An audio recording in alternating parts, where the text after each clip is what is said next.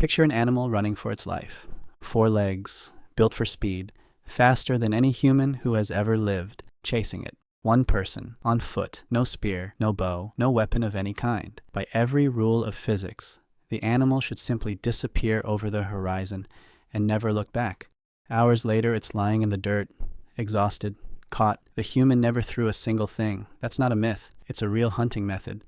And your body still remembers how to do it. Start with the part that doesn't make sense. A horse can hit around 50 kilometers an hour at a gallop. A kudu, an African antelope built like a small horse with corkscrew horns, can do close to 70. A human, flat out, sprinting for their life, maybe 25 for a few seconds before your lungs give out on the idea. In a straight sprint, you lose every time. It isn't close. So how did unarmed humans, again and again, across separate continents, end up eating animals they had no business catching? The trick is that they never tried to win a sprint. They picked a fight nothing four-legged could win: distance. Anthropologists who've spent decades documenting hunts in the Kalahari Desert have watched sand hunters walk out after a kudu with nothing but tracking skill, water, and legs. The chase isn't a chase, not the way you're picturing it. It's a pursuit that can run 2 to 5 hours, over 25 to 35 kilometers, in desert heat pushing 40 degrees Celsius. The hunter never sprints. He just never stops. Here's the part that explains everything. The animal isn't beaten by speed. It's beaten by heat. Every runner,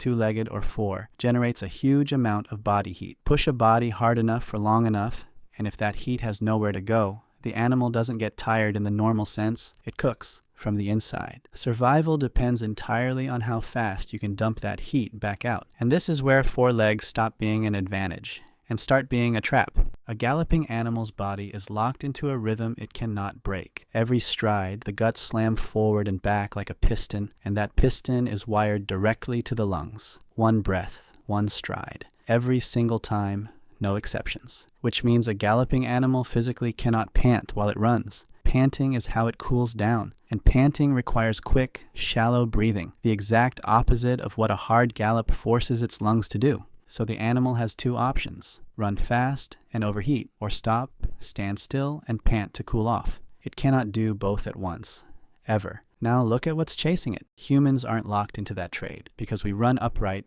on 2 legs. Our breathing isn't chained to our stride the way a 4-legged animal's is. We can breathe however we need to, no matter the pace. And we don't cool down by panting at all. We cool down by sweating through the skin, everywhere, all at once, without ever needing to stop or even slow down. That sweat system is stranger than it sounds. Human skin is covered in roughly 2 to 4 million sweat glands. For comparison, a chimpanzee, our closest living relative, has something like 1/10 of that density. Layer on top of it the fact that humans are nearly hairless, while almost every other running mammal is wrapped in fur, and the advantage compounds. Fur traps heat right against the skin. Bare skin lets sweat evaporate straight into open air, carrying heat away with it. Somewhere back in our evolutionary past, we became, quite literally, the best cooling system in the animal kingdom, built to run in heat that shuts almost everything else down. So picture the chase again, but now with the mechanics filled in. The kudu bolts. In seconds, it's far ahead, using the one advantage it has: raw speed. But it can't sustain a gallop forever without cooking itself. So it has to stop. Stand in whatever shade it can find.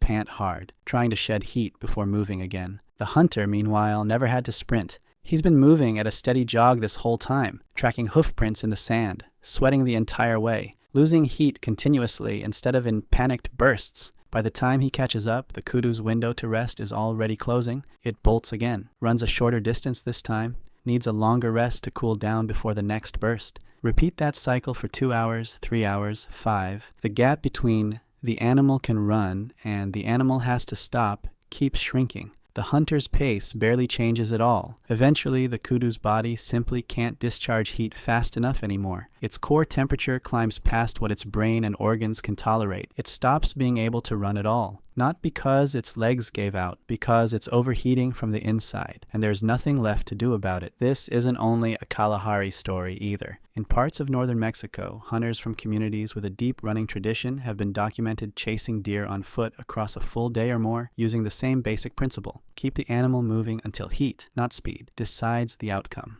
Researchers still debate exactly how common this method was across human history compared to spears, traps, and other tools, but the physical case isn't in dispute. The human body genuinely can do this. It has been documented doing it on multiple continents, within living memory. And your body wasn't just capable of this by accident, it was built for it, on purpose, piece by piece.